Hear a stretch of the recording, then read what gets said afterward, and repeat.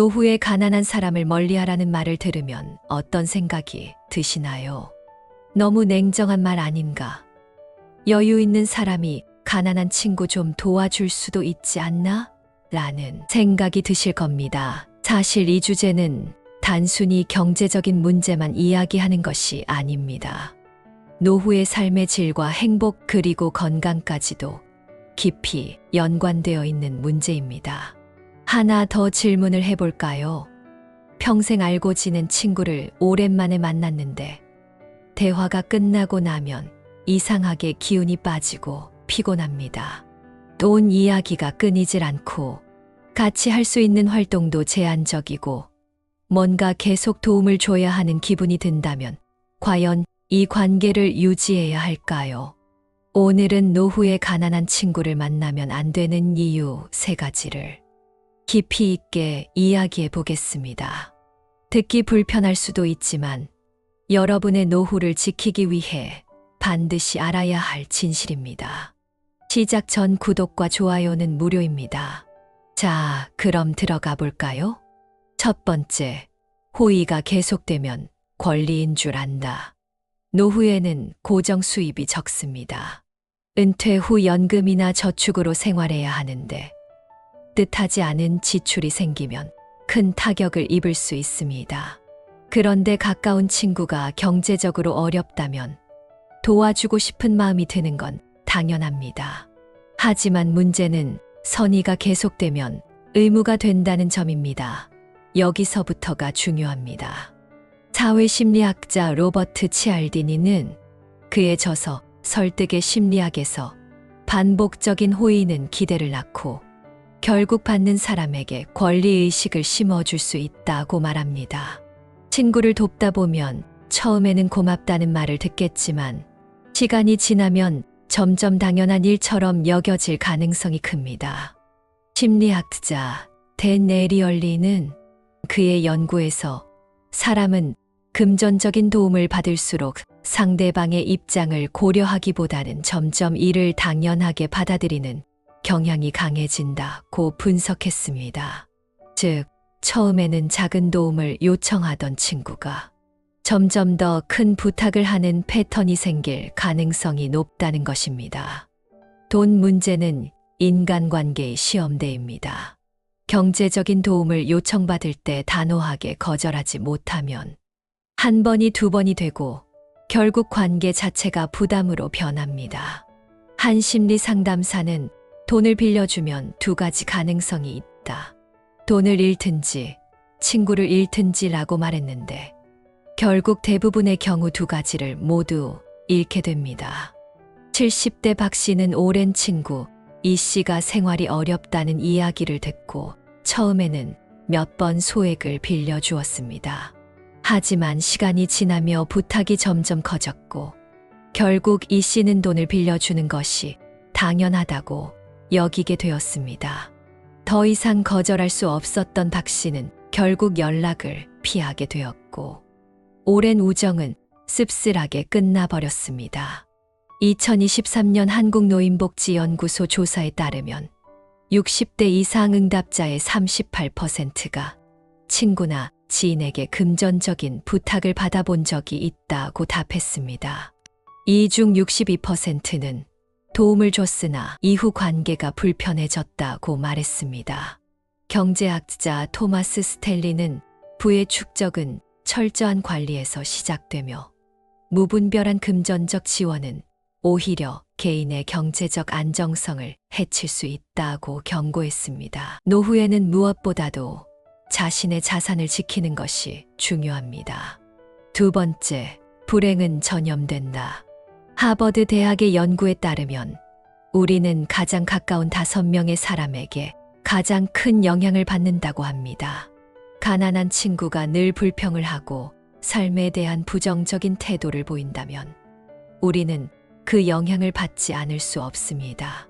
심리학자 마틴 셀리그만은 그의 연구에서 부정적인 감정을 자주 접하면 우리 뇌의 신경망이 이를 학습하고 결국 같은 패턴을 반복하게 된다라고 밝혔습니다.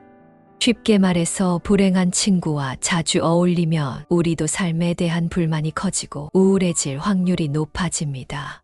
경제학자 리처드 탈러는 사람은 자신의 주변 환경에 따라 사고방식과 행동을 조정하며 특히 부정적인 환경에서 벗어나지 않으면 점점 그 영향을 깊이 받는다고 강조했습니다.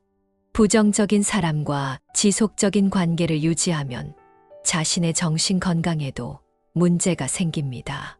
하루에도 몇 번씩 자신의 처지를 비관하는 친구를 위로하는 일은 감정적으로도 지치는 일이기 때문입니다.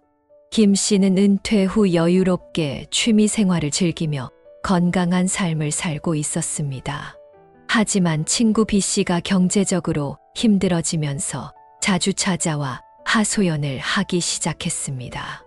처음에는 위로해 주었지만 시간이 지나면서 김 씨도 점점 우울해지고 인생에 대한 불만이 커졌습니다. 결국 김 씨는 건강한 삶을 위해 만남을 줄이는 결단을 내렸습니다. 세 번째, 하고 싶은 게 너무 달라진다. 노후에는 삶을 즐길 수 있는 기회가 많습니다. 건강 관리, 여행, 취미 활동, 새로운 사람들과의 만남 등 이 모든 것들이 우리 삶에 활력을 불어넣는 중요한 요소들입니다. 그런데 경제적으로 어려운 친구와 지속적으로 시간을 보내게 되면 이러한 활동들이 제한되기 쉽습니다. 경제적으로 여유가 없는 사람은 종종 여행이나 취미 활동을 포기해야 하는 경우가 많고 그로 인해 새로운 기회를 놓치기도 합니다. 예를 들어 여행을 떠나고 싶어도 비용 문제로 언제나 나가지 못하는 상황이 반복될 수 있습니다. 자신은 새로운 장소를 탐험하고 싶은데 친구는 돈이 없다며 거절하는 경우가 많죠. 이럴 땐 처음에는 그런 친구를 이해하고 배려하려 하지만 시간이 지나면 결국 나의 삶에 더 큰 제약을 느끼게 됩니다. 데니얼 카너먼은 사람은 함께하는 사람들의 태도와 생활 방식에 따라 자신의 삶을 조정한다고 말했습니다. 즉, 주변 사람들이 가진 가치관과 라이프 스타일이 내 삶의 질에 큰 영향을 미친다는 것이죠. 삶을 즐기고 활기차게 살아가고 싶은 사람이 가난하고 부정적인 사람과 함께 시간을 보내게 되면 점점 자신의 삶에 대한 의욕도 줄어들게 되고 다른 기회를 찾기 어렵게 됩니다. 70대 정 씨는 늘 여행을 가고 싶어 했지만 가까운 친구들이 경제적으로 어려움을 겪고 있어 항상 그들과 함께 여행을 떠나는 것이 불가능했습니다. 그 대신 자신이 가지 말자고 결정을 내리곤 했죠. 그런데 어느 날 새로운 모임에 가입하고 경제적으로 여유 있는 사람들과 시간을 보내기 시작했습니다. 이들 친구들과 함께 다양한 활동을 즐기며 여행을 떠날 수 있었고 진정으로 원하는 삶을 살게 되었습니다. 정 씨는 이제 더 이상 경제적인 이유로 자신의 꿈을 포기하지 않습니다. 결국 새로운 사람들과의 만남과 변화는 그의 삶에 활력을 불어넣었고 노후를 보다 풍요롭게 살아가게 만들었습니다. 노후에는 무엇보다도 자신의 행복과 정신적 건강을 최우선으로 해야 합니다. 그렇다고 해서 경제적으로 어려운 친구를 완전히 멀리하라는 의미는 아닙니다. 사실 인간관계에서 중요한 점은 균형입니다. 자신의 삶에서 균형을 잘 맞춰가며 어려운 상황에 처한 친구를 도와주는 것이 필요할 수 있습니다. 하지만 지속적으로 부담을 느끼는 관계는 분명히 재조정이 필요합니다.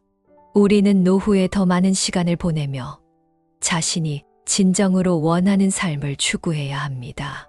때로는 힘들고 고단한 상황에 놓인 친구들이 있지만 그들이 우리의 삶에 계속해서 부정적인 영향을 미친다면 그 관계를 유지하는 것이 우리의 건강한 노후에 도움이 될지 고민해 봐야 합니다.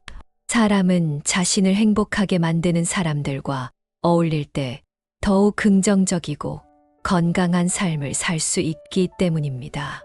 여러분의 노후를 더욱 건강하고 행복하게 만들기 위해 인간관계를 다시 한번 점검해 보는 것은 어떨까요? 여러분들의 행복한 노후를 위해서 늘 응원하겠습니다. 감사합니다.